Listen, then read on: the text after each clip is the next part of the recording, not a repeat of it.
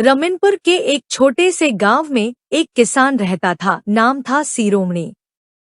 नाम बड़ा, काम उससे भी बड़ा। साधारण किसान जैसा रूप, पर सोच सबसे अलग।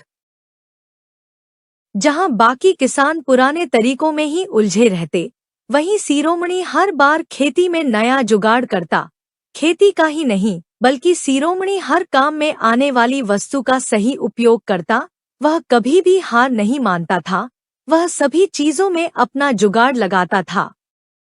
तभी तो सारे गांव वाले शिरोमणि को इंजीनियर शिरोमणि कह के पुकारते थे। ए भगवान, इस साल भी बारिश नहीं हुई, हम तो बर्बाद हो जाएंगे। क्या खिलाएंगे अपने बच्चों को? कैसे होगा हमारा गुजारा? कैसे चुकाएंगे बैंक लोन? लगता है कि अब सब बर्बाद हो जाएगा।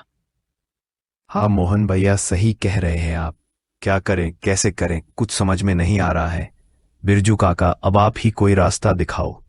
आप इस गांव में सबसे बुजुर्ग हो, अब आप ही कोई उपाय निकालो। बेटा, मैंने अपने जीवन में इतना बड़ा सूखा कभी अनुभव नहीं किया है।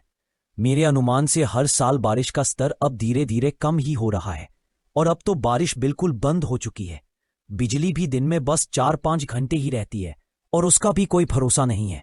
कभी बिजली दिन में आएगी, कभी रात में, और कभी कभी तो एक दिन में 20 किस्तों में आती है बिजली। कैसे होगी सिंचाई? अब भगवान ही कोई रास्ता दिखाए। सबकी बातें सुनकर पास खड़ा शिरोमणि मुस्कुराता है और कहता है, अरे भाइयों, चिंता छोड़ो और जरा गौर से सोचो कि हम इस समस्या से कैसे निकल सकते हैं। मुझे यकीन है कि हम इस समस्या का हल जरूर निकाल लेंगे। अरे यार शिरोमणि, तुम रहने दो भाई। तुम क्या करोगे? सीधे जाकर वरुण देव से बात करोगे और कहोगे, हे प्रभु, हमारे यहां बारिश करवा दो। ये कोई छोटी समस्या नहीं है, यहां पर कोई जुगाड़ काम नहीं करेगा। सुखदेव भाई, मोहन भाई, बिरजू काका, मुझे बस 4 दिन का समय दो। मैं शायद इस समस्या का हल जरूर निकालूंगा। बस मुझे आप लोगों का साथ चाहिए।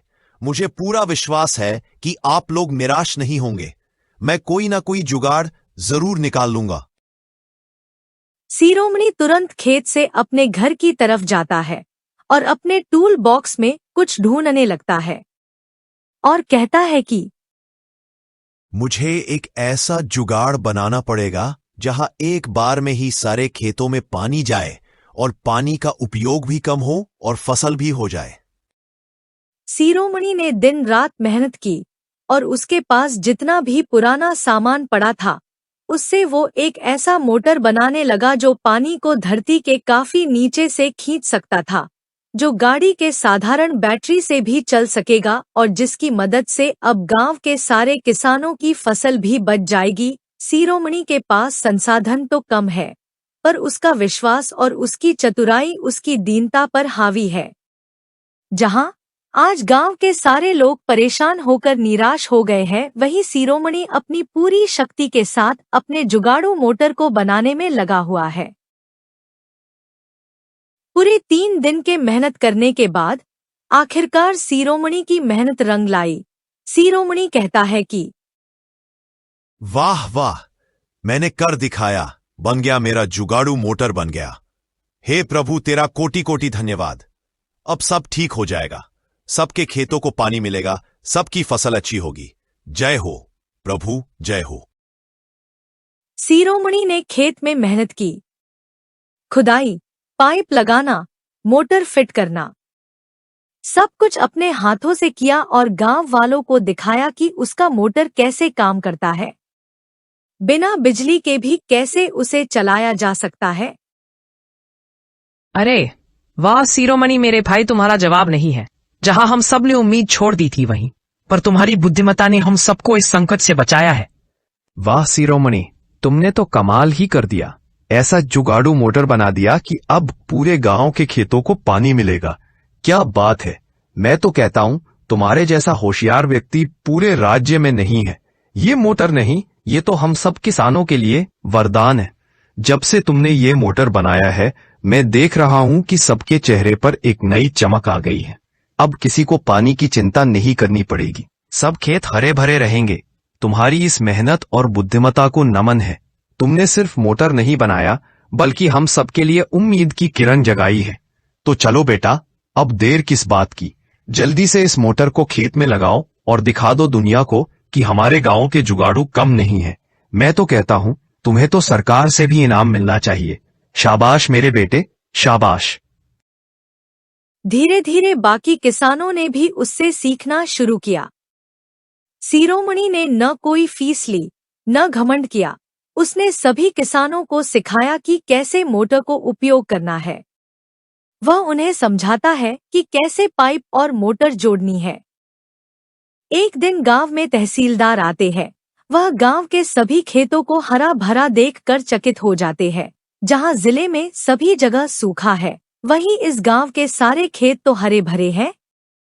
पास ही खड़े गांव के एक किसान से वे पूछते हैं कि ये किसका खेत है? किसने बनाया ये इंतजाम? अरे तहसीलदार साहब, आप आइए आइए, ये तो शिरोमणि का खेत है।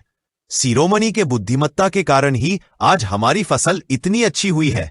ये जुगाड़ू मोटर हमारे शिरोमणि भैया ने बनाया है। और तो और उन्होंने हमें इस मोटर को कैसे उपयोग करना है ये भी सिखा दिया है। आज इसी के कारण हम सभी लोग इतनी अच्छी खेती कर पा रहे हैं।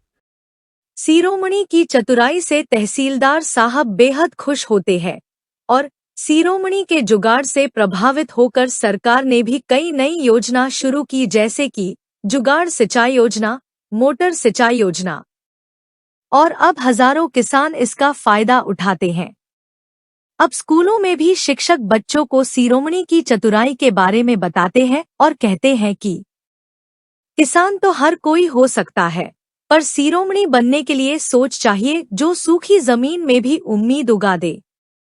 शिरोमणि आज भी उसी गांव में है, मिट्टी से मोहब्बत करता है और हर दिन कुछ नया सोचता है।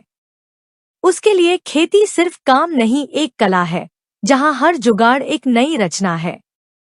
तो इसलिए कहा गया है दोस्तों, जहां जमीन सूखती है वहां दिमाग सींचता है।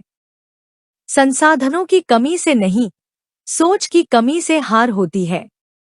तो कैसी लगी आपको हमारी यह कहानी, एक चतुर किसान, शिरोमणि? अगर आपको हमारी यह कहानी पसंद आई हो तो कृपया हमारे चैनल को सब्सक्राइब करें